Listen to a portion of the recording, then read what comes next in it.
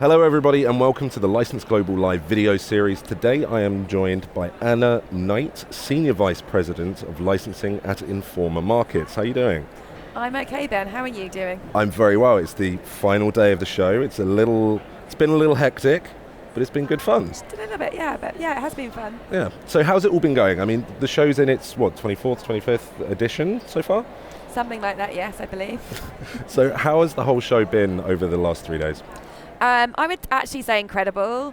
I think that a couple of weeks ago when the strikes were announced, it was a little bit of a nervy time. But actually, this industry, you've got to give them credit. Everyone came together and battled through, and they would have turned up regardless. So big thank you to everyone for actually showing up. But this is the best year ever, I would say, genuinely. So, I mean, do you have any kind of ideas of growth of this show? Because obviously since lockdown, we had a bit of a kind of back and forth, the whole world did, with global events. So, I mean, how are we doing in terms of how this show is growing? So I'd say the show is almost back where it was pre-COVID, and I think that it's not going to be back there yet because the industry's changed. So we know entertainment consolidates. So some of the brands that existed in 2019 don't exist now. But I think what's super encouraging is this year we have more new brands than we've ever had before. So we have 72 new exhibitors here, which is a record of all of the years of BLE. And what's really exciting is they're coming from countries that are starting to break through. So there's a big Eastern Europe contingent here, which I think is really exciting. We're seeing a lot of brands coming through from Asia, and there's a really good American presence here as well, and the UK has really shown up too. And I would just say some of the new exhibitors have made such an effort on their stands. I mean, you only have to go and look at the Wombles is a really good example of that. True. That they've invested so much to really deliver, and it's really showing, and hope it's working for them too. So one thing that's always impressed me about this show, and it's relatively untangible, but this show evolves alongside the industry. Yeah. So this show essentially is a platform that reflects the activity, the excitement, the creativity. How are you seeing that take form this year? I think this year, a number of different ways. I think that we often have a theme of the show, and we brought that in because we wanted to spotlight certain categories that maybe weren't getting the right level of attention, or perhaps we were dominating in a certain area and we wanted to make people understand that we weren't. I actually think maybe over time that might not be as necessary, although it will be in 24. More on that later.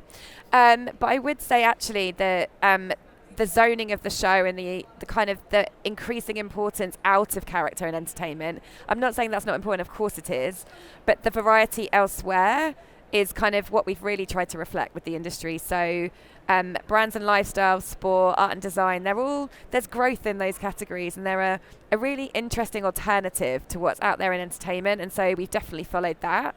But we've also followed some of the growing categories elsewhere. So you'll probably see quite a lot of anime and animation brands, and there's a lot more interest in those types of brands. I've heard it across the show floor. There's actually been a lot of investors here also looking about where they should invest in this industry, and a lot of them have been very much drawn towards the anime side of things. So it'll be interesting to see how that follows. Well, I mean, I completely agree with you. We're seeing a lot in License Global through all of our data surveys that it's not just character and entertainment. That's a mainstay, it's a classic, don't tamper with it. But you're seeing outliers come through like beauty, wellness, sport as well. So that does lead me on to my next question. I believe there's a bit of an announcement in terms of theme for 2024. Are you asking me for an exclusive, Ben Roberts? I am. I always will and always have. Yes. So in 2024, Licensing Expo and Brand Licensing Europe will have the same theme. And it is brand in play. And obviously that is deliberate in terms of what we're saying. So when we're talking about play, we're clearly talking about toys and games, and I'm talking about more of the board game side when I use the word game, but we're also talking about everything that you play. So we're also talking about video gaming, and we're also talking about sport. And for me, sport is really, really interesting because of the explosion of opportunity in that space.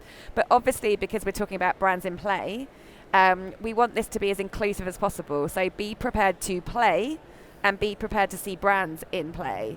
And we'll definitely activate that on both shows. We're already talking to some exhibitors about what we might do, but we want it to be something that people can enjoy, something that people can get involved in rather than just see. So stay tuned for how we actually do that. That's brilliant. So, I mean, you have everything from the concept of the play pattern to the increased creativity of brand extension, people actually playing with IP, which we're seeing more and more. Yeah. All right. So what are some of the trends on the show floor that you've seen that are driving that theme for 24? I think it's a number of things. I think everybody knows that video games have seen a significant growth over the last few years. I remember my first BLE was 2016, and I remember the gaming companies saying, people just don't get it.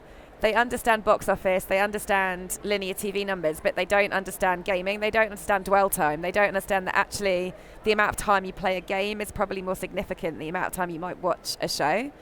And so we kind of started to spotlight it from there.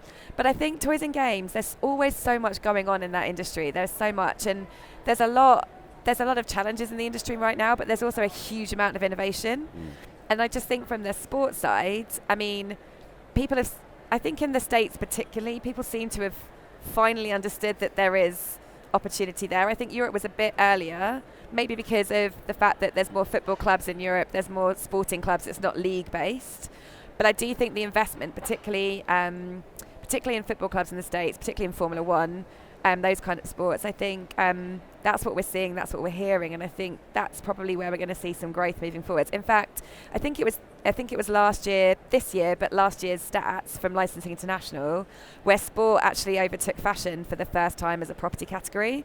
So clearly it's backed up by the data, not just what we're seeing. It's true, and like with more fans, I know for, like you mentioned gaming, there's like 3.9 billion video game players on the planet, and sport has always had just a dedicated billion plus, So true, but I think we've been talking to quite a few exhibitors, and every property category is important, but for licensing to be successful, you do need mass market as much as you need niche.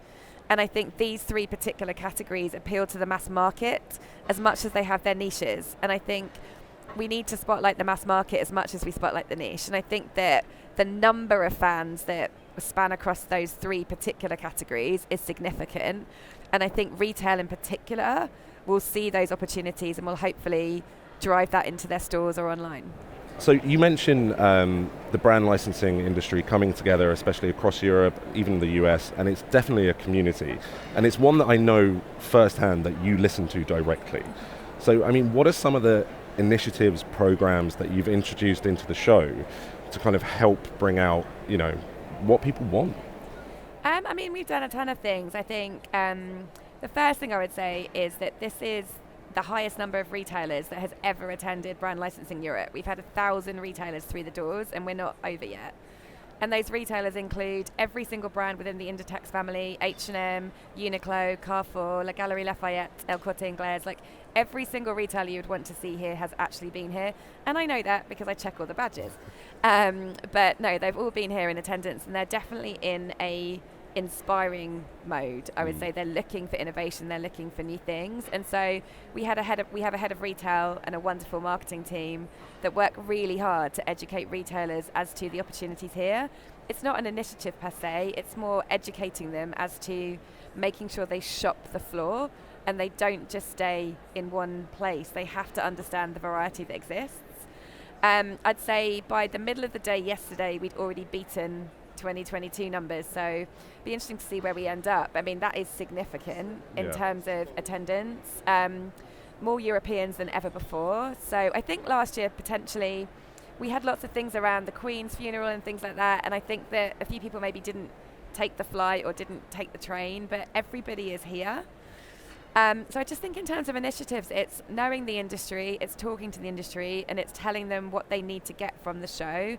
It's not necessarily anything else. It's just the more we understand, the more they understand, and it kind of works in partnership. But we're also launching a new product here, which I'm really excited about, and I know the team is. I think licensing is quite an enigma if you're not in it. I'm sure you agree. Yeah, I mean, completely. I didn't know what it was until I started working in it. No one does. But it's also a highly technical and a highly complex industry. And so a lot of the brands on the show floor tell us that it takes a long time to onboard people into the industry and explain what it is, and they lose a lot of hours doing that. So we have a new product called Licensing Unlocked, which will launch hopefully quite soon. And it's a video on demand training series effectively, and it's for individuals starting their career in brand licensing. So if you're already doing it, but you're right at the start, this is for you. But it's also for brands who are wondering what it is and are trying to understand if they could license. So I get calls all the time, as I know you do, from people saying, what is licensing? Should I be involved in it? Yeah. This will help answer that question.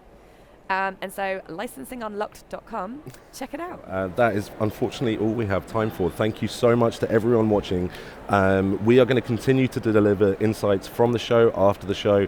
And in the meantime, remember, it starts here. Thank you very much, Anna.